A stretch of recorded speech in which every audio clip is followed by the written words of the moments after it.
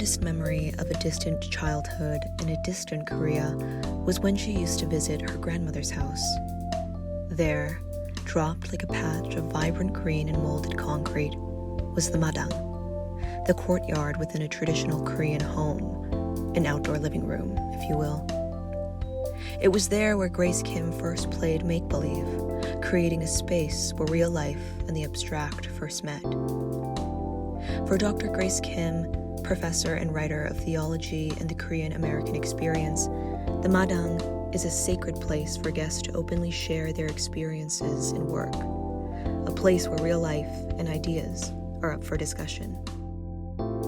This podcast welcomes guests to speak openly on modern issues in religion and culture. The Madang is open. I invite you to come in, converse, and stay for a while. This episode of Madang is sponsored by Good Faith Media and Louisville Institute. Good Faith Media provides reflection and resources at the intersection of faith and culture through an inclusive Christian lens. They do so through 4 channels: news and opinion, video and podcasts, publishing, and experiences. Learn more at goodfaithmedia.org. Funded by the Religion Division of Lilly Endowment, Louisville Institute awards grants and fellowships to those who lead and study North American religious institutions, practices, and movements, advancing scholarship to strengthen church, academy, and wider society. For more information, visit louisville-institute.org. Welcome to Madang. Thank you so much, Reverend Jackson, for coming on today's episode of Madang. It's so wonderful to have you here. You're someone who doesn't really need any introduction, but just to say a few words, you're the founder and president of Rainbow Push Coalition, and you ran for president twice. Yes? Yes. Okay. Now, can let me express my thanks for being with you today. Share about this book, Keep Hope Alive. Yeah, do you have a copy of the book? Yes, Keeping Hope Alive. Thank you so much for giving the whole world your book. So today, thank you so much for coming on today's episode of Madang to talk about Keeping Hope Alive, published by Orbis Books. And it is available as hard copy, ebook, audiobook, and now a leather-bound book, a limited copy of signed leather-bound book. So it's really exciting to be here.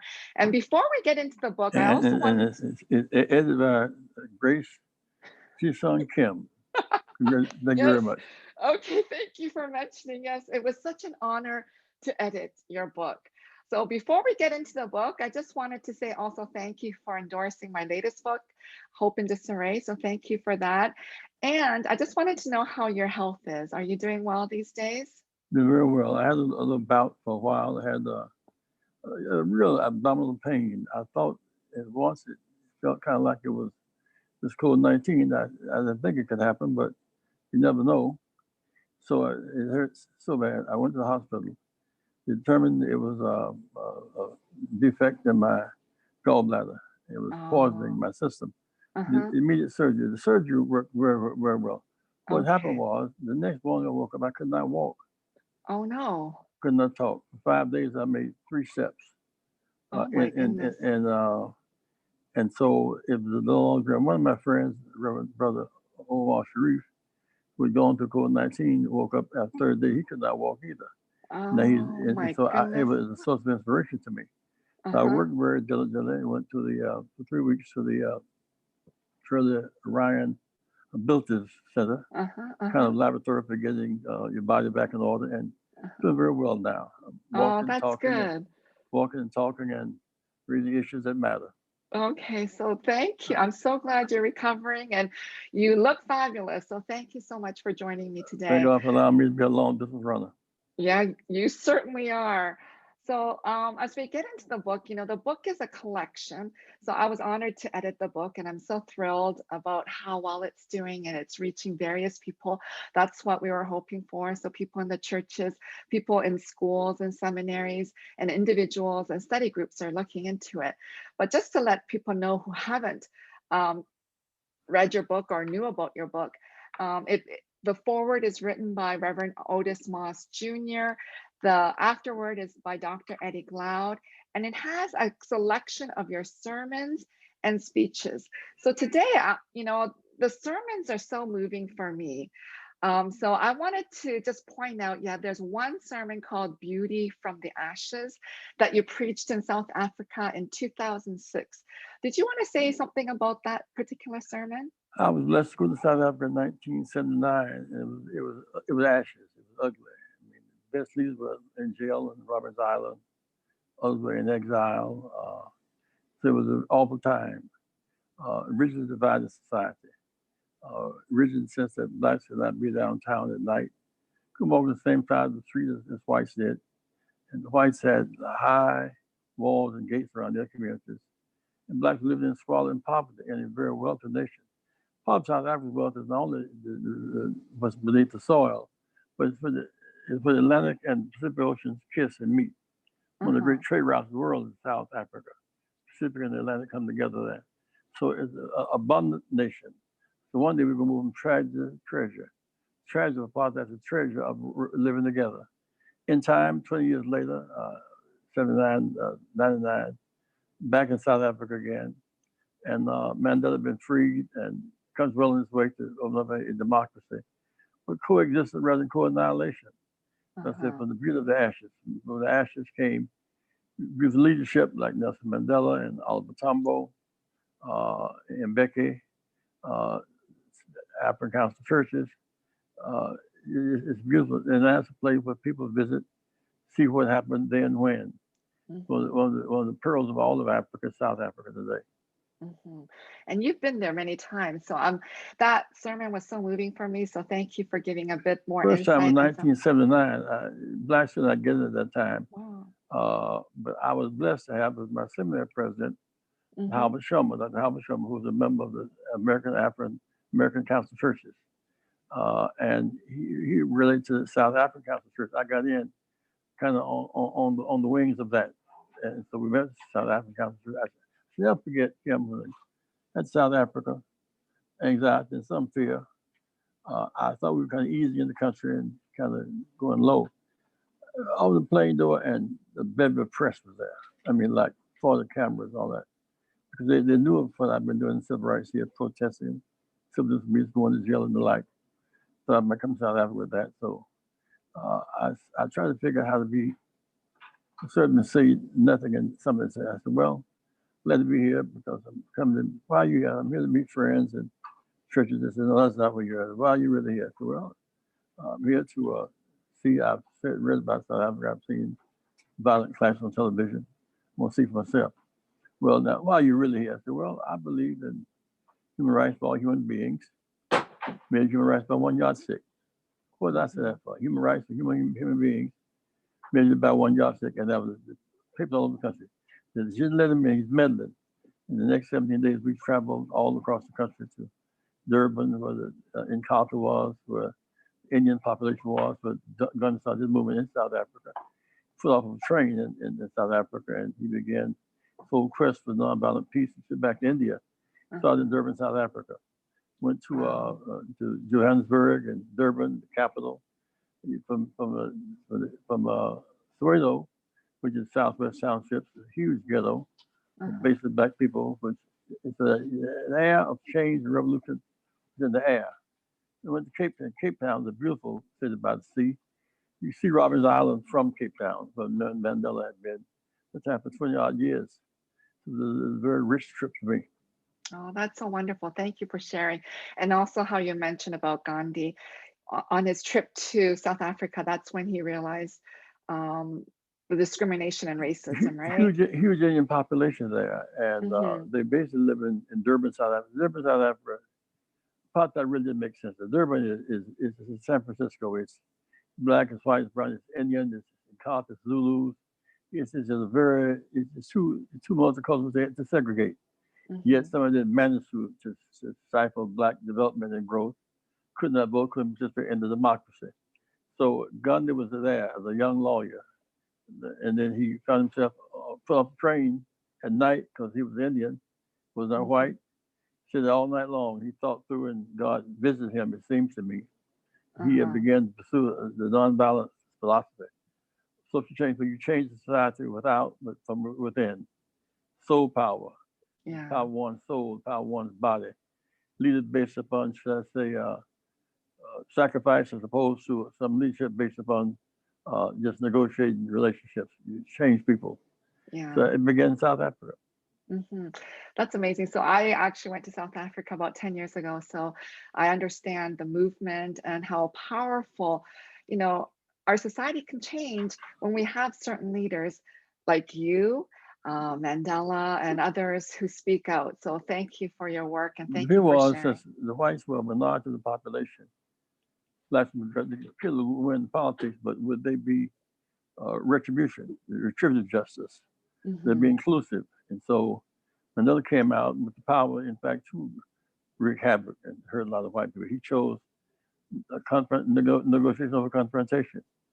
He chose coexistence over co-annihilation. I remember Dr. King, you live together, brothers and sisters, you die apart as fools. Mandela chose that route. South Africa is a strong nation, and time will get even stronger. Yeah. So thank you for your work because you've been there. So you said your first trip was 1979, but you've been there so many times. It felt like you were going there every year almost. I So was there thank you for your for the work. election in 1990. Okay. But I should And never forget the day that Mandela came out of jail. yeah, So you were that day there, right? Yeah. was Because I've seen there pictures. with yeah, and he came out of jail that Sunday. Kings and queens sat there, all offices around the world, in Britain and France, around the world. Hmm. This marvelous man come out of jail. Power, the transforming power of a witness for truth and for justice. And people running down the hotel, beating pans against the door and dancing in the streets.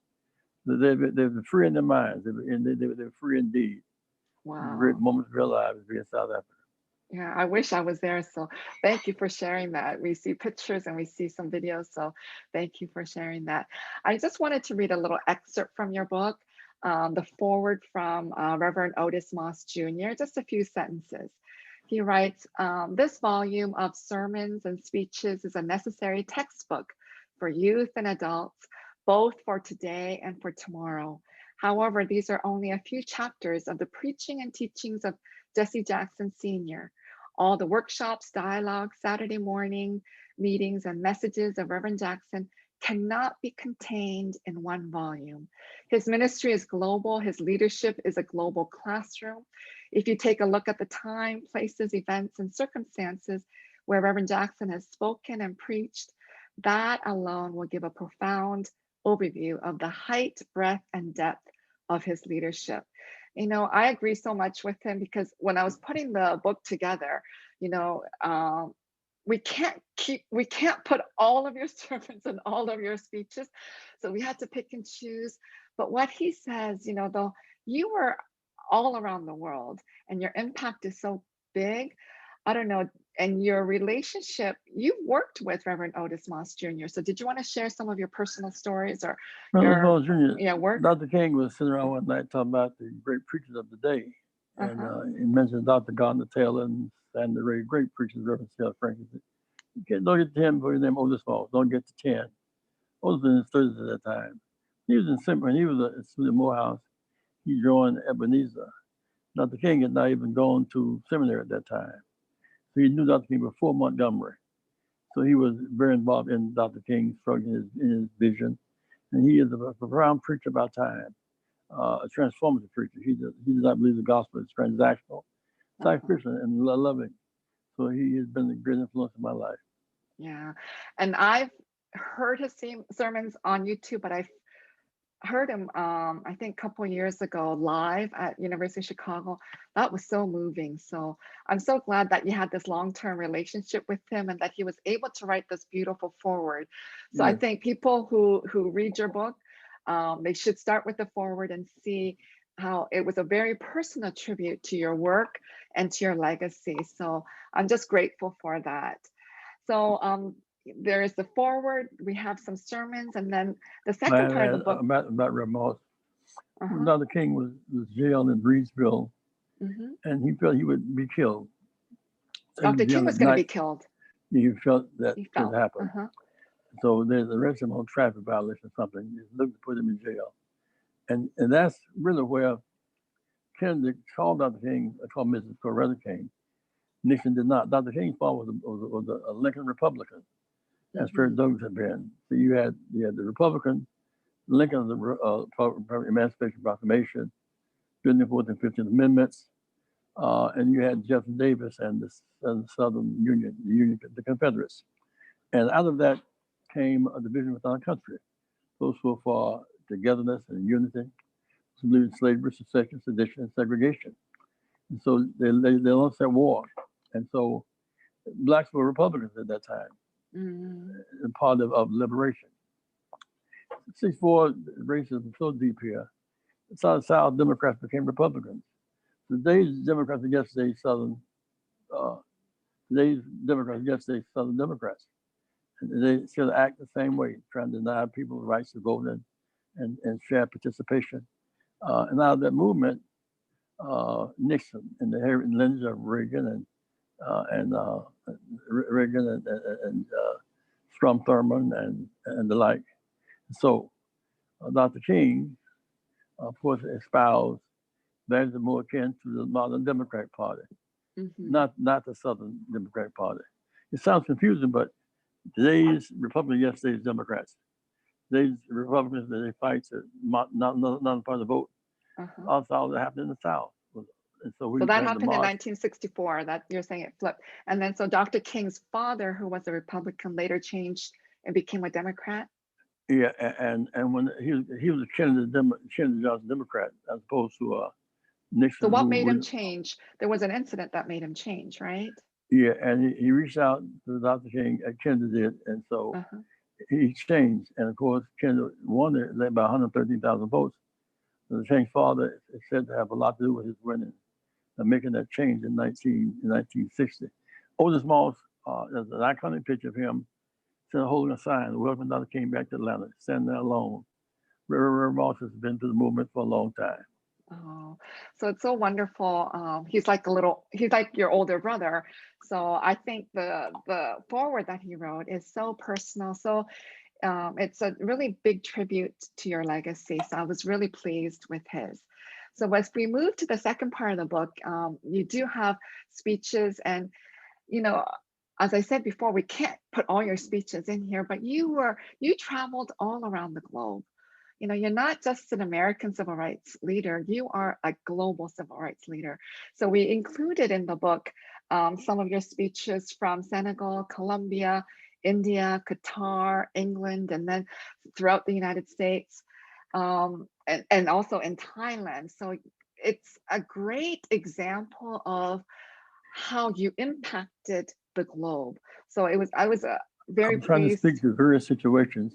Yeah. I was not given one like an organized speech for reading. It was situational with the isness of the moment. You explore it and you speak to what you're dealing with that on that occasion. I wanted to share that the gospel is universal. Yeah. Everybody's looking for good news. What economic system or political system they're in, they're still looking for the good news. When we arrived, whether it was one time I went to South Korea, they had to have passbooks of some designation in Japan. Purely Japan to remove those barriers to Japanese, to South Korea, and they did. They did some work in South Korea. We challenged the apartheid leaders of America in South Africa and their allies in America to see a just society could exist with blacks in leadership. Yeah. And that has happened. And I'm glad to say it's working out.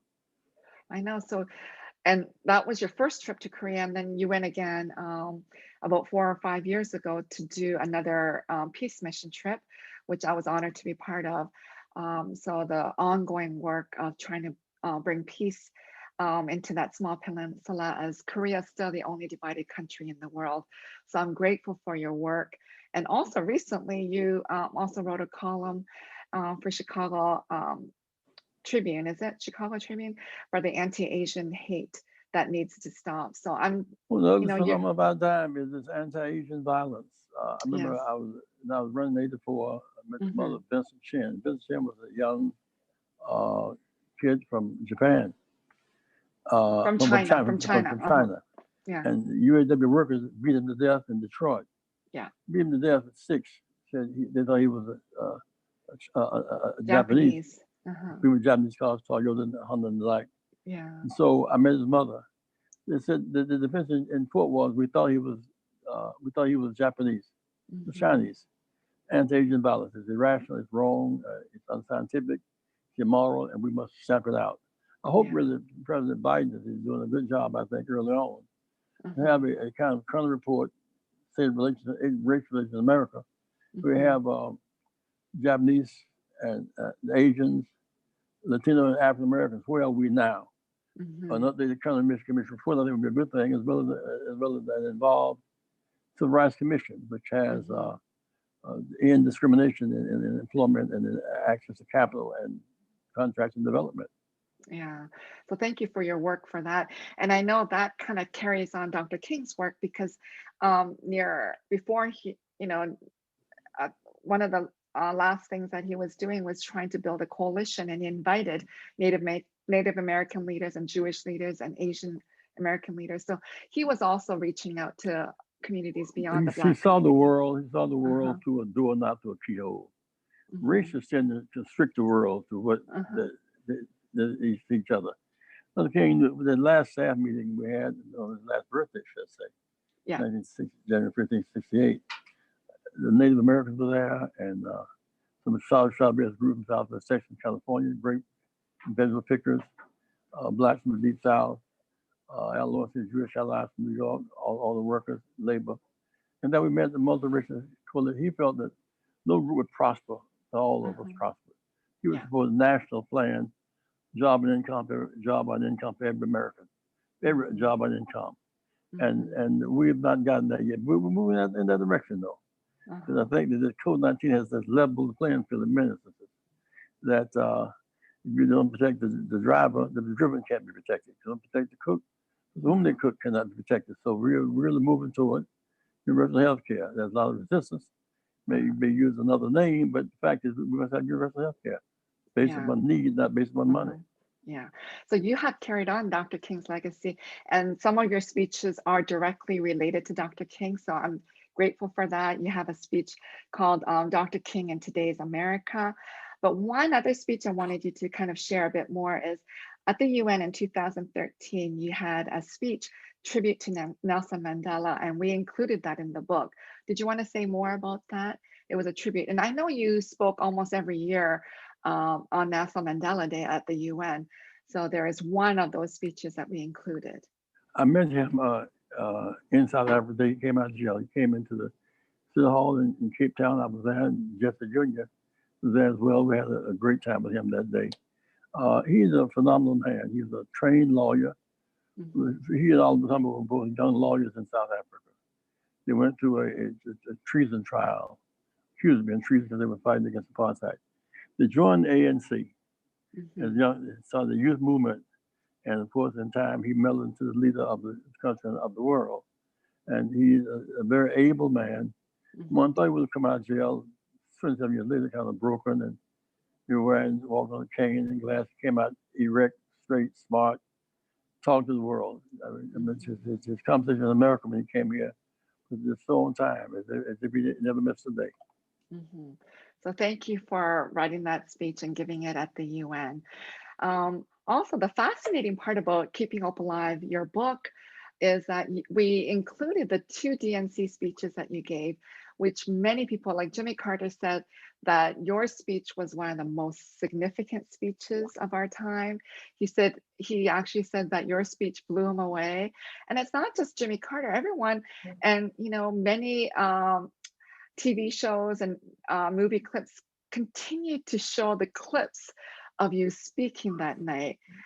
So did you want to say a bit about how you came up with those speeches, the context, and the impact that it has made on the world? When we sat in 1960, used public libraries in Greenwood, South Carolina, eight of us, we were trying to pull down the Cotton Curtain. We didn't realize how impactful that sitting was. That season, the public accommodation bill, prior to then, Dr. King spoke in Washington, we cannot use a hotel, motel, or public library in America, anywhere, beyond the Mason-Dixon line. So we can't use the toilet, we can't use the bathroom, we can't use schools, can't get employment. I grew up in Greenville, South Carolina. I never saw a black policeman until I was 20 years old. A black fireman. Blacks didn't sell shoes downtown in the stores. Real raw, ugly segregation. But we began to overcome it. Believing that God, through God, all things are possible. Nothing's too hard for God. We just kind of drove us in a theological sense, of our sense of faith undaunted by controversy, by challenges. So I was saying, and that's where our time has come, because 65 voting rights was not just for blacks.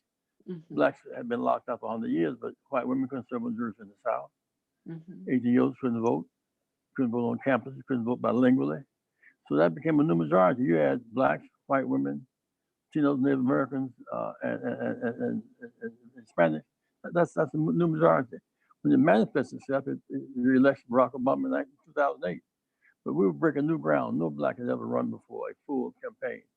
It was a very daunting task. For example, black writers could be on the presidential campaign for the first time. One night, black and white writers got into a confrontation. White writers saying blacks were too soft for me. They would record what they saw, big crowds. And I'm sure they had some private interest in the success of the campaign. People began to see it. As I said, our time has come. The time has moved on that slavery, segregation, the right to vote. The right to vote has many dimensions. And of course, we got 400 delegates, but 3 million new voters. That didn't make sense to me. How can we change it? So we changed the rules in 84 from winner take all to proportionality. Mm-hmm. So if I get 40% and somebody gets 400, all my delegates. Following that theory of winner take all, when Hillary ran against Barack, she won California, Texas, Ohio, Pennsylvania, New York, and New Jersey. She would have been the winner. Mm-hmm. He got his proportion. Mm-hmm. So the 88 campaign grew and bore fruit in 08. Proportionality, it came out. And so moving back to Atlanta in 88, and we keep hope alive. Uh-huh. We did, but we'll get there. And in my lifetime, Barack Obama, a good president, and elected and re-elected, never see Kamala Harris on the ticket with Joe Biden.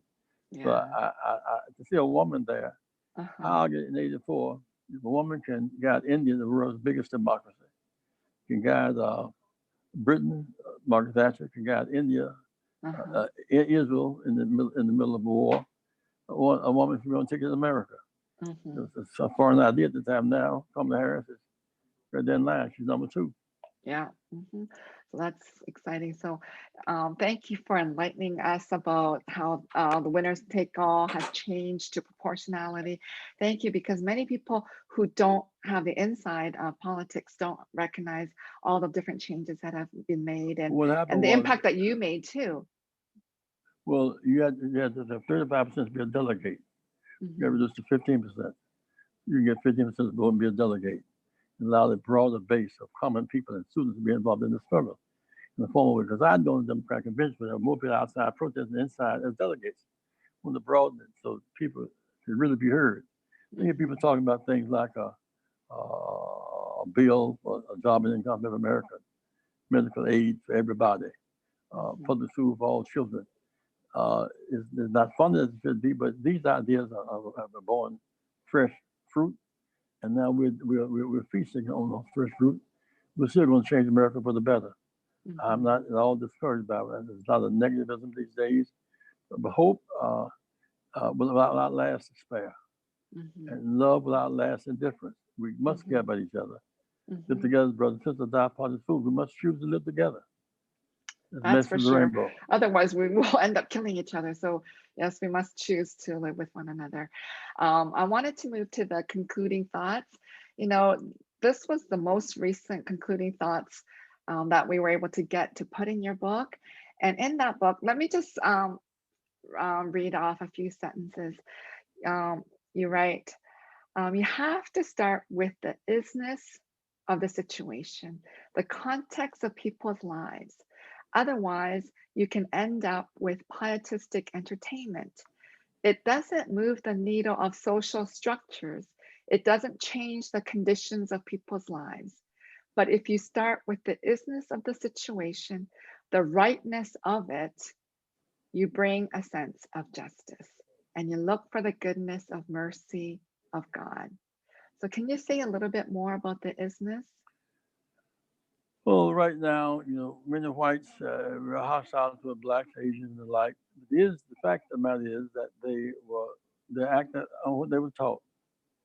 When there's a wall between us, Kim, on the other side of the wall is unknown. Ignorance, hatred, fear, and violence.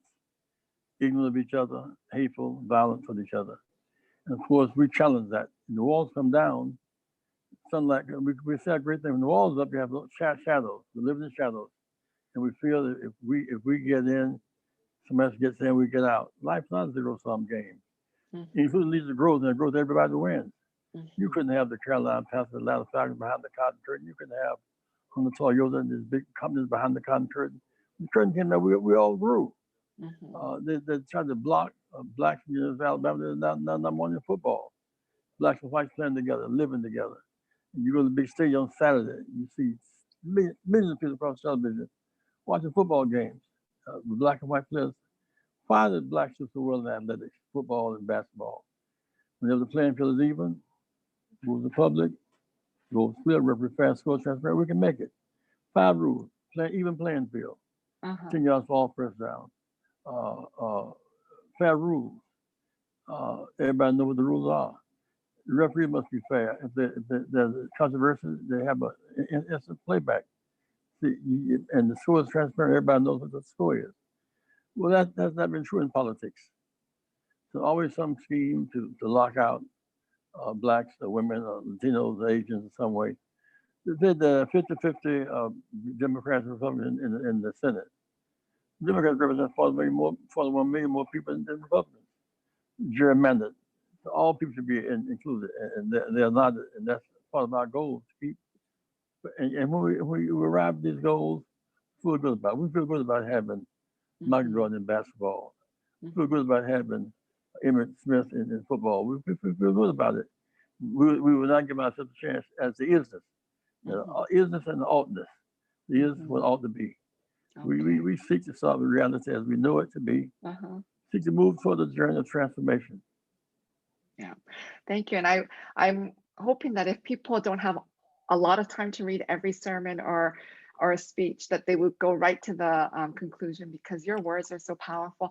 And it's there where you explain where you came up with Keeping Hope Alive. Don't share it today. I think the readers should go to read where you came up with the Keeping Hope Alive phrase, and that's what we named the book. So I'm gonna share. No. I am somebody. I must. Oh, okay. Yes, please share that one. But don't share the Keeping Hope Alive. We were in Memphis. Dr. King was killed. Despair abounded. We hit there. And Dr. King killed Ep.4. Robert Kennedy killed June 6th. And so we were in Resurrection City in Washington, D.C. And Reverend Abernathy asked me to be the mayor of Resurrection. So everyone wanted to go and give instructions to inspire people to go on their way. And that day, a group of women were looking at me, most of women and children. I didn't know what to say to them. I had nothing to give them, no money, no food, no bus ticket back home. And I thought about Dr. Howard Thurman's book, Jesus, This and Everything. He says in that book, your back's against the wall, and there's nothing, you're naked against the world. This is somebody, you're God's child. I am somebody. They responded, I may be before me, and I am somebody came out of that situation. In '88, we had a good campaign rolling. We won Michigan, well on our way, sort of heavily in New York. And somebody, we lost in New York. Reasons that may become more apparent now in terms of voter manipulation. President Philadelphia and people, some of my managers had stopped in New York to explain us away. No, we have to keep hope alive. We can't give up. If you keep hoping, you keep hopping. There's power in hope. Don't give up. Don't surrender. Yeah. When your spirit's broken, that's when you despair hits. Despair cannot take far, pull you back. So hope keeps you going. Okay, thank you for sharing that part. So the afterword is written by Dr. Eddie Glaude, who's a professor at Princeton. He was the president of American Academy of Religion, and I served on the board when he was the president. So it was just wonderful that he was able to write the afterword. It's a very, just like Reverend Otis Moss Jr., who wrote a very personal foreword. Dr. Eddie Glaude actually wrote a very personal afterword, which was very surprising. And he shares his story of meeting you at the 1984 convention, the Democratic Convention. So let me just say a few words, read a few words of what he said. He was 15 years old at the time. So he writes in the afterword, I clung to every word. He laid bare a vision and a challenge to the party and to the country that fundamentally rejected the callous policies of Reagan and modern conservatism. It was a vision rooted in his Christian commitment to exemplify the ministry and sacrifice of Jesus in our contemporary living. Reverend Jackson ended his speech like a good Baptist preacher. I vaguely remember being carried away by it all. What I remember most, and time hasn't diminished the memory at all, was a feeling of being charged to do more and to be better. So he heard you and then he ran into you in the elevator. He was only 15 years old. So here he says was a feeling of being charged to do more and to be better. And so he says how impactful your life was on his work as a professor at Princeton in Black and African American studies, and he does religion and history and etc. So this is the impact of him. I just want to know how you feel about him saying these words, and you continue to impact so many people. You are the long distance You runner. know, but Uh-huh. you sow seeds in it. You sow seeds. Some in the rock and will not come alive. Some are blown by the wind. Some that germinate.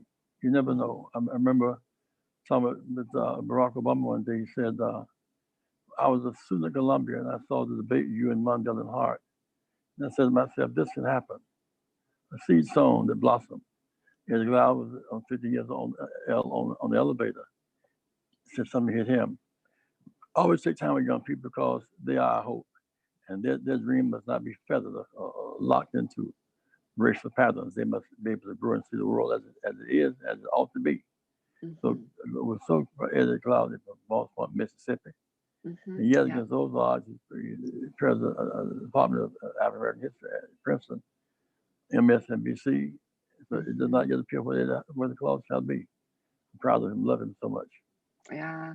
So I think that overall, it's just to me, can you hold up the book so this will be on podcast and also on YouTube and on Facebook. So I hope people can get the book. It's Keeping Hope Alive, Sermons and Speeches. You got to hold it up a little higher. Sermons and Speeches of Reverend Jesse Jackson Jr., Foreword by Reverend Otis Moss Jr., Afterward Eddie Glaude, and I had the honor to edit the book. To me, it is it's a living historical document. And to me, I just hope it gets into the hands of everybody. It's such an important piece of work. And my wish is that you will continue to write. Many churches are buying uh, groups of Oh, hundreds of books yeah. and share them with their congregations because when Uh-huh. young people read it, they can Hmm. begin to see a broader ministry than just one confined to church walls. Churches Yeah. where we preach the good news and we preach it everywhere is Uh-huh. always received, really. Yeah. Sometimes And with resistance, but in the end, if we sow seeds, the good ones will blossom. yeah. And I think right when you say that, you realize as people read your sermons and speeches that it is very blurry because your sermons are speeches and your speeches are sermon. So for you, it was very clear that the church is not bound within the walls, but the pulpit is everywhere, the whole world. So you were able to preach. You are a Baptist Jesus minister. didn't have a temple.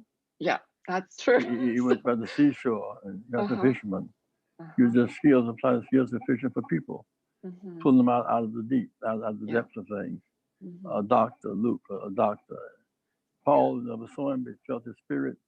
It was all the Paul of a great experience. So we Hmm. see the growth of people to the good news. And the good news is that the miracle, frankly, of all the miracles is endured 2,000 years. It's strong every day. For an influence in the world. Jesus So I'm Christ. glad, so thanks for reminding us that churches are buying them in bulk, and I'm hoping that colleges, and especially the historical Black colleges and universities, I hope the students there will be reading it, and also in the seminaries we are reading it. Black So Lives thank Matter is you. part of that thrust. You know, here's the case Yeah. of kid killed in Florida, Skittles, going home. Trayvon Martin, They killed him. Yeah. Then Diallo in New York, and his on doorsteps, shot him 41 times. Police walked away. Brown's killed in Missouri, and laid on the street 6 hours, dying. Neighbor walked right past them, become that insensitive. I said, Black lives should matter. Yes. And the depth of that, the innocence of that powerful thought. A movement now that affects many whites marching against blacks. That's the good news. Whites, blacks, and browns, real rainbow marches. And this year they voted. Because they voted for the first time, they reaped the benefits of voting. They now have a government, more representatives, one is putting forth economic packages to bail out the poor, the disheartened, and the downtrodden. A government that is reaching out now across lines of race and gender and religion, because we voted to make it happen, and it does not yet appear what we shall do. Let me say something to you. You're such an influence. I wouldn't have written, had it not been for you, Kim, I wouldn't have written this book, because I thought they were just sermons to be preached, or statements to be made, as the case may have been, and I didn't appreciate it until I saw it in writing by you. Thank you. Oh, well, thank you. It was an honor to do it.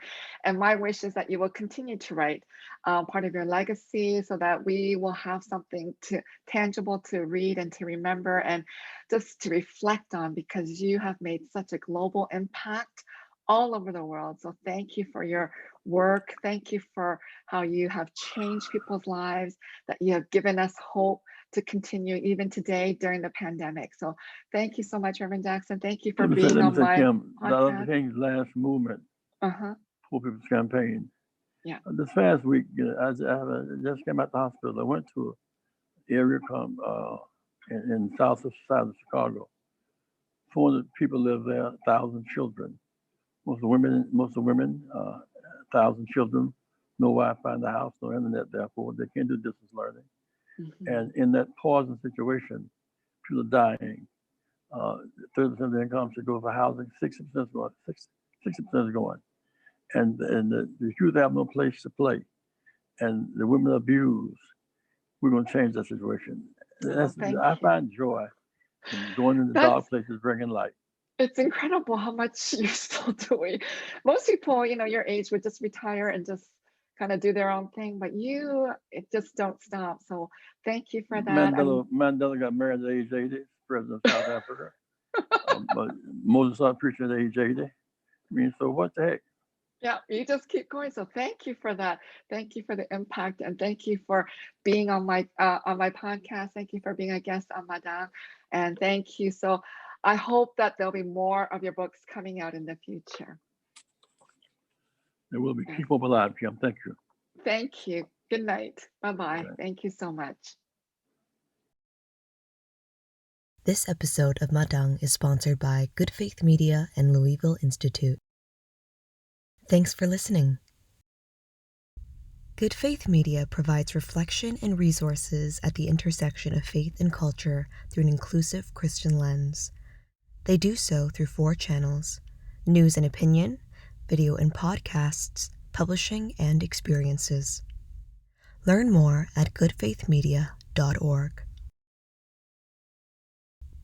Funded by the Religion Division of Lilly Endowment, Louisville Institute awards grants and fellowships to those who lead and study North American religious institutions, practices, and movements, advancing scholarship to strengthen church, academy, and wider society. For more information, visit louisville-institute.org.